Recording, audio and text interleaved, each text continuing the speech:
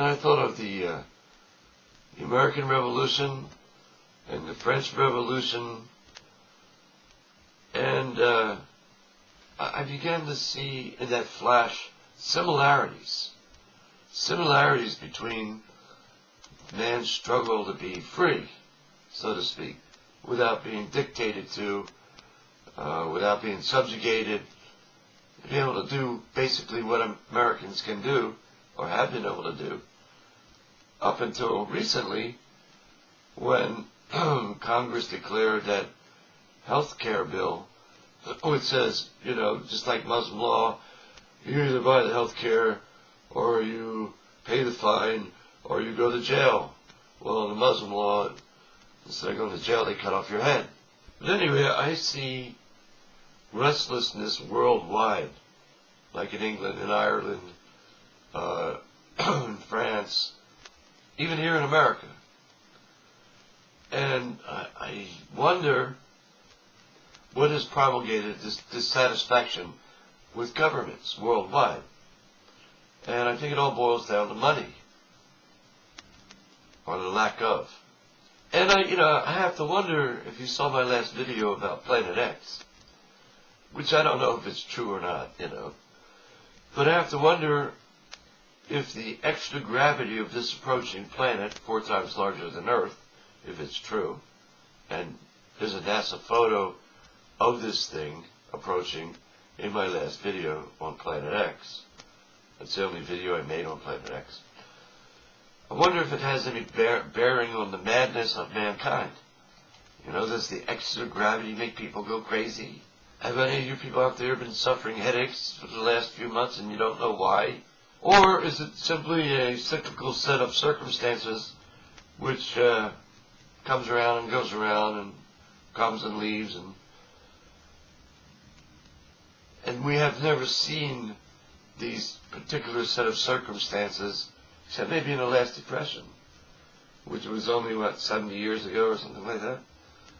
Because we haven't seen them because our media wasn't that good.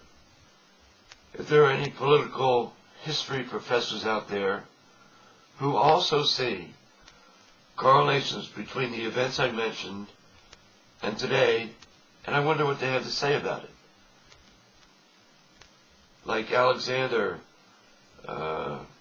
with his general, and the movie depicts them kind of like lovers or something, but I think they were just like huggy bear buddies, comrades in arms. And I wonder if there's any correlation between today and Cromwell, where the king's soldiers were raping the women, plundering and taxing the people, doing whatever they wanted. As one soldier said, "Hey, check out that lady over there. Hey, she's got nice red hair. I think I'll grab her." And nobody would do anything about it.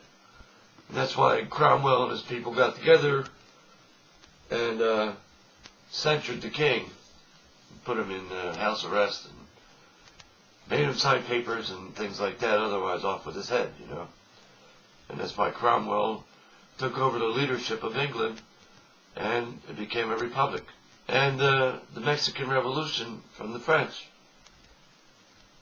I forget the guy's name who led that. He was a priest. He was a padre. And he led a revolution against the French. And then I think about the French Revolution, with Madame Lafarge running around saying, "Oh, this person is not with us, off with their head."